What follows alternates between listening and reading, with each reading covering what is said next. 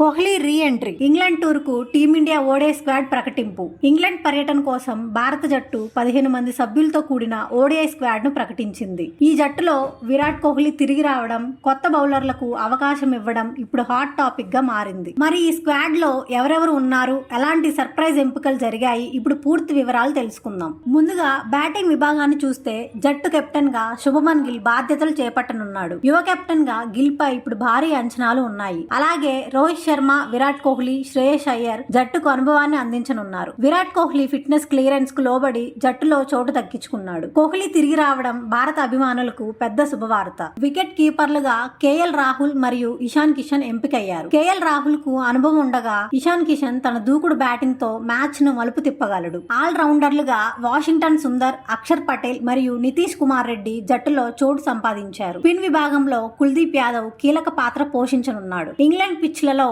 ఈ ఆల్రౌండర్లు జట్టుకు మంచి బ్యాలెన్స్ ఇవ్వనున్నారు. ఇప్పుడు అందరి దృష్టి ఫాస్ట్ బౌలింగ్ విభాగం పైనే ఉంది. జస్ప్రీత్ బుమ్రా తిరిగి జట్టులోకి రావడం భారత జట్టుకు పెద్ద బలం. అతనితో పాటు ప్రసిద్ధ్ కృష్ణ, హర్షిత్ రాణా, హర్షదీప్ సింగ్ మరియు కొత్త ప్లేయర్ గుర్నూర్ బ్రార్ జట్టులో చోటు దక్కించుకున్నారు. గుర్నూర్ బ్రార్ ఎంపిక ఇప్పుడు క్రికెట్ వర్గాల్లో పెద్ద చర్చకు దారితీసింది. ఈ యువ బౌలర్ కు అంతర్జాతీయ స్థాయిలో తన ప్రతిభను నిరూపించుకునే మంచి అవకాశం లభించింది. మొత్తానికి చూస్తే అనుభవజ్ఞులైన ఆటగాళ్లు, యువ ప్రతిభావంతులు కలిసిన సమతుల్య జట్టును సెలెక్టర్లు ఎంపిక చేశారు. కోహ్లీ, రోహిత్, బుమ్రా వంటి సీనియర్లు జట్టును ముందుండి నడిపిస్తే గిల్ కెప్టెన్సీలో భారత్ ఇంగ్లాండ్ లో ఎలా రాణిస్తుందో చూడాలి. ఈ స్క్వాడ్ పై మీ అభిప్రాయం ఏమిటి? ఎవరిని జట్టులో చూడాలనుకుంటున్నారు? కామెంట్ లో చెప్పండి. వీడియో నచ్చినట్లయితే లైక్ చేయండి, షేర్ చేయండి. మరిన్ని క్రికెట్ అప్డేట్స్ కోసం మా ఛానల్ ని సబ్స్క్రైబ్ చేయండి.